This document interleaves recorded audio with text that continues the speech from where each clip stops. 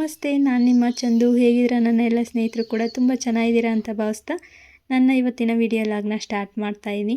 ಹಾಗೆ ಮಗಳನ್ನ ಹಾಸ್ಪಿಟ್ಲಿಗೆ ಕರ್ಕೊಂಡು ಹೋಗಬೇಕು ಅಂತ ಹೇಳಿದ್ನಲ್ಲ, ಹಾಗೆ ಸ್ಕೂಲಿಂದ ಬರ್ತಿದ್ದಾಗೇ ಹಾಸ್ಪಿಟ್ಲಿಗೆ ಕರ್ಕೊಂಡು ಬಂದೆ. ಇದು ನಿಟ್ಟೂರು. ಇದು ಬಸ್ ಸ್ಟ್ಯಾಂಡ್ ಹಿಂದೆಯೇ ಮಾರ್ಕೆಟ್ ಕೂಡ ಇದೆ. ಇಲ್ಲಿ ಯಾವಾಗಲೂ ಕೂಡ ತರಕಾರಿ ಸಿಗುತ್ತೆ. ನಾವು ಈ ಮಾರ್ಕೆಟ್ ರೋಡಲ್ಲೇ ಹೋಗಬೇಕು ಹಾಸ್ಪಿಟ್ಲಿಗೆ.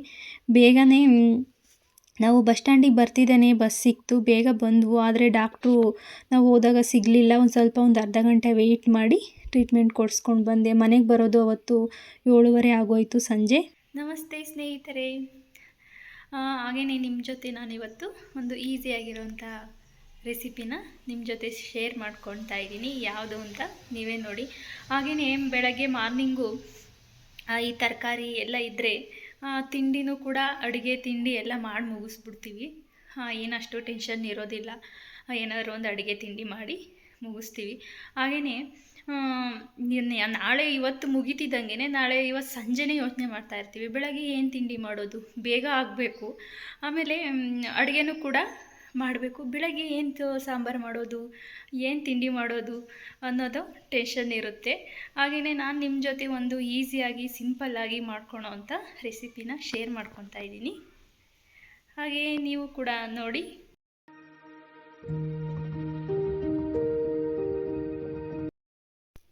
ಹಾಗೆ ಈಸಿಯಾಗಿರೋ ಬ್ರೇಕ್ಫಾಸ್ಟ್ ರೆಸಿಪಿ. ಈ ಥರ ಮಾಡಿದ್ರೆ ಎಲ್ಲರೂ ಕೂಡ ಇಷ್ಟಪಡ್ತಾರೆ. ಮಕ್ಕಳಿಗೂ ಇಷ್ಟ ಆಗುತ್ತೆ, ದೊಡ್ಡವರು ಇಷ್ಟಪಡ್ತಾರೆ. ಹಾಗೆ ಬೇಗ ತಟ್ಟೆನೂ ಕೂಡ ಖಾಲಿ ಮಾಡಿಬಿಡ್ತಾರೆ. ಅಷ್ಟು ಚೆನ್ನಾಗಿರುತ್ತೆ ಬ್ರೇಕ್ಫಾಸ್ಟ್ ಇದು. ನಾನು ಒಂದು 3 ಮೊಟ್ಟೆ ತೊಗೊಂಡಿದ್ದೀನಿ.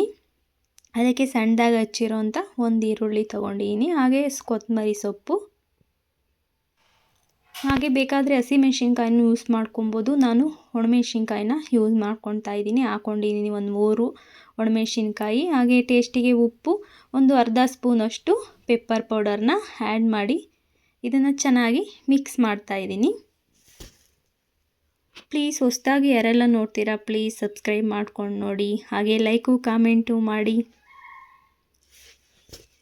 ನೋಡಿ. ಇವಾಗ ಇದು ಚೆನ್ನಾಗಿ ಮಿಕ್ಸ್ ಆಗಿದೆ.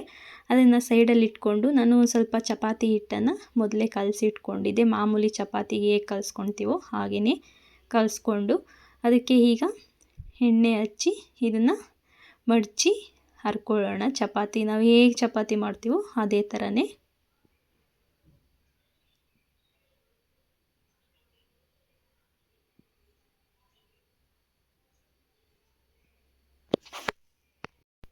ಇದನ್ನು ಈ ಥರ ಫೋಲ್ಡ್ ಮಾಡಿ ಹರ್ಕೊಳ್ಳೋಣ.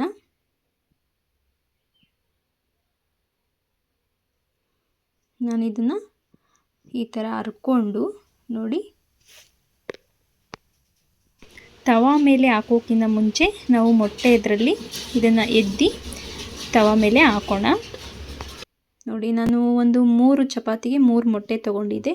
ಜಾಸ್ತಿ ಮಾಡ್ಕೊಬೇಕು ಅಂದರೆ ಮೊಟ್ಟೆನೂ ಜಾಸ್ತಿ ತೊಗೊಳ್ಬೇಕು. ನಾನು ಒಂದು 3 ಮಾಡ್ಕೊತಾ ಇದ್ದೀನಿ ಅಷ್ಟೇ. ಹಾಗಾಗಿ ಸ್ವಲ್ಪ ಕಮ್ಮಿ ಮಾಡ್ಕೊಂಡಿದ್ದೀನಿ. ಇದಕ್ಕೆ ಇದ್ರ ಮೇಲ್ಗಡೆ ಎಲ್ಲ ಸ್ವಲ್ಪ ನಾವು ಮೊಟ್ಟೆನ ಮಿಕ್ಸ್ ಮಾಡ್ಕೊಂಡಿದ್ವಲ್ಲ ಅದನ್ನು ಸ್ವಲ್ಪ ಹಾಕೋಣ. ಈ ಥರ ಚೆನ್ನಾಗಿರುತ್ತೆ. ಟೇಸ್ಟು ಕೂಡ ತುಂಬ ಚೆನ್ನಾಗಿರುತ್ತೆ. ಈರುಳ್ಳಿ ಕೊತ್ತಂಬರಿ ಎಲ್ಲ ಹಾಕಿರ್ತೀವಲ್ಲ ಅದನ್ನು ಇದ್ರ ಮೇಲೆ ಹಾಕೋಣ. ಹಾಗೆ ಇದಕ್ಕೆ ನಾನು ಒಂದು 1 ಸ್ಪೂನು 2 ಸ್ಪೂನಷ್ಟು ಎಣ್ಣೆ ಕೂಡ ಹಾಕಿ ಬೇಯಿಸ್ಕೊಳ್ತಾ ಇದ್ದೀನಿ. ಎಣ್ಣೆ ಹಾಕಿ ಒಂದು ಸೈಡ್ ಬೇಯಿಸ್ಕೊಂಡು ಮತ್ತೆ ಇದನ್ನು ಮಗ್ಚಿ ಹಾಕಿದ್ದೀನಿ. ಅದು ಸ್ವಲ್ಪ ಬೆಂದ ಮೇಲೆ ತಿರ್ಗಾ ಮಗ್ಚಿ ಹಾಕಬೇಕು. ನೋಡಿ, ಈ ಥರ ಬೇಯಿಸ್ಕೊಂಡ್ರೆ ತುಂಬ ಚೆನ್ನಾಗಿ ಬರುತ್ತೆ. ಹಾಗೆ ಉಬ್ಬಿದೆ ನೋಡಿ, ನೋಡೋದಕ್ಕೂ ಎಷ್ಟು ಚೆನ್ನಾಗಿ ಕಾಣ್ತಾ ಇದೆ ಅಂತ. ಈಗ ರೆಸಿಪಿ ರೆಡಿಯಾಗಿದೆ.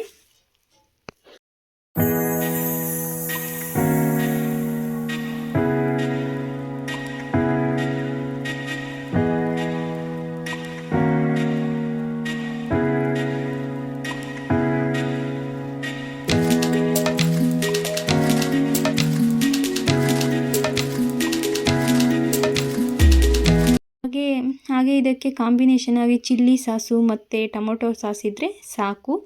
ಹಾಗೆ ನನ್ನ ವಿಡಿಯೋ ಇಷ್ಟ ಆಗಿದರೆ ಪ್ಲೀಸ್ ಒಂದು ಲೈಕ್ ಕೊಡಿ, ಹಾಗೆ ಕಾಮೆಂಟ್ ಮಾಡಿ. Thank you for watching. Bye, take care.